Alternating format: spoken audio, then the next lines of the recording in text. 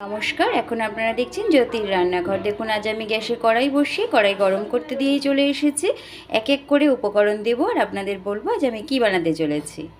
দিয়ে দিয়েছি পরিমাণ মতন সর্ষের তেল। সর্ষের তেলটা গরম হয়ে নিয়েছি। দেখুন চিংড়ি মাছ, এটা কিন্তু ছোট লাল চিংড়ি। এটা আমি এবার এই তেলের মধ্যে গ্যাসের ফ্লেমটা কমিয়ে দিয়ে একে একে দিয়ে দেব। এখানে নিয়েছি আমি 150 গ্রাম ছোট লাল চিংড়িটা।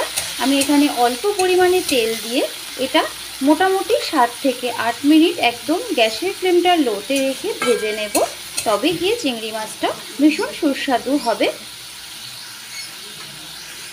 চিংড়ি মাছটা ভাজার সময় দিয়ে দেব সামান্য একটু নুন দিয়ে আমি ভাজবো। আমি আর অন্য কোনো কিছু দেব না।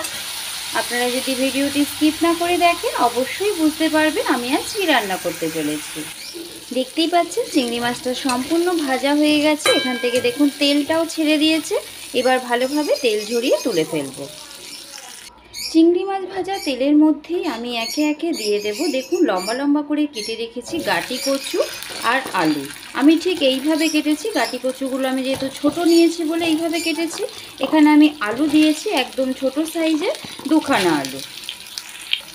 গ্যাসের ফ্লেমটা মিডিয়ামে রেখে আমি খুব সুন্দর লাল করে আলুটা আর এই গাটি কচুটা ভেজে নেব।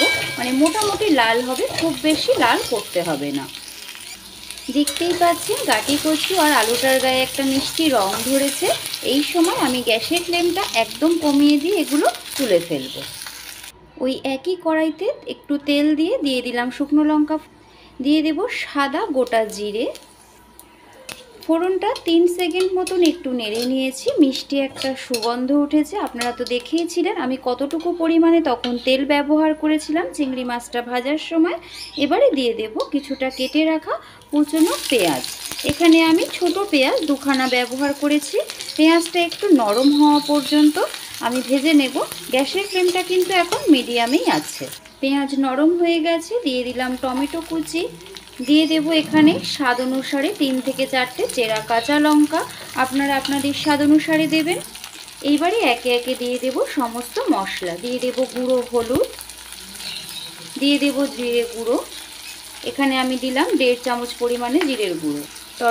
তরকারিটা রান্না করতে যতটা পরিমাণ নুনের প্রয়োজন, আমি চিংড়ি মাছেও তখন নুন দিয়েছিলাম, তাই জন্য খুব বেশি নুনের ব্যবহার করব না। 1.5 চামচ নুন দিলাম। দিয়ে দেব কাশ্মীরি রেড চিলি পাউডার। আপনারা চাইলে এখানে আদা রসুনের পেস্ট ব্যবহার করতেই পারেন, তবে আমি সেটা ব্যবহার করছি না, কেননা চিংড়ি মাছটা যেহেতু দেবো তাই আমি রসুনটা স্কিপ করে গেলাম। এখানে যেহেতু গুঁড়ো মশলা দেওয়া আছে খুব তাড়াতাড়ি পুড়ে যাবে, তাই সামান্য একটু জলের ব্যবহার করার চেষ্টা করবেন। এবার তেল ছাড়া পর্যন্ত আমি ভালোভাবে এটা কষিয়ে নেব। দিয়ে দেব ভর্তি করে 1 চামচ আদা বাটা। এইবার এখানে মশলা দেওয়ার কাজ কমপ্লিট হয়ে গেছে। এইবার আমি খুব ভালোভাবে এটা কষিয়ে নেব একটু সময় নিয়ে। গ্যাসের ফ্লেমটা কিন্তু এই সময় একদমই বাড়াবেন না, কমানোই থাকবে। মশলাটা খুব সুন্দর কষানো হয়ে গেছে। দেখুন তেলটা ছেড়ে দিয়েছে, মশলার কাঁচা গন্ধ চলে গেছে। মিশিয়ে দেব একে একে ভেজে রাখা গাটি কচু আর আলুটা। এবারে এটা দিয়ে আমি আরও এটা কষিয়ে নেব মোটামুটি 8 থেকে 10 মিনিট পর্যন্ত, একদম গ্যাসের ফ্লেম মিডিয়ামে রেখে ঢাকা দিয়ে। সম্পূর্ণ গাটি কচু আর আলুটা আমি কষিয়ে নিয়েছি। মিশিয়ে দেব আগে থেকে ভেজে রাখা চিংড়ি মাছগুলো। চিংড়ি মাছটাও এর সাথে ভালোভাবে মিশিয়ে কষিয়ে নিতে হবে। এই সময় আমি মোটামুটি আরও 5 থেকে 7 মিনিট এটা ঢাকা দিয়ে কষিয়ে নেব। চিংড়ি মাছ দেওয়ার পরে কষানোটাও রেডি হয়ে গেছে। ভীষণ সুন্দর মিষ্টি একটা গন্ধ বেরিয়েছে। দিয়ে দেব পরিমাণ মতো গরম জল। আপনারা যারা নিয়মিত আমার ভিডিও দেখেন তারা অবশ্যই জানবেন আমি সবসময় রান্নায় গরম জলটাই ব্যবহার করে থাকি। এখানে এতটা জল দিয়েছি তার কারণ আলু আর গাটি কচুটা সেদ্ধ হওয়ার জন্যে।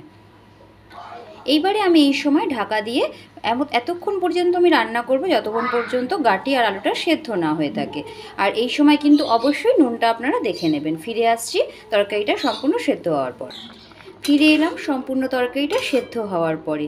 দেখে নেব গাটি আর আলুটা কীরকম সেদ্ধ হয়েছে। দেখুন একদম মোমের মতন গাটিটাও গলে গেছে, আলুটাও গলে গেছে।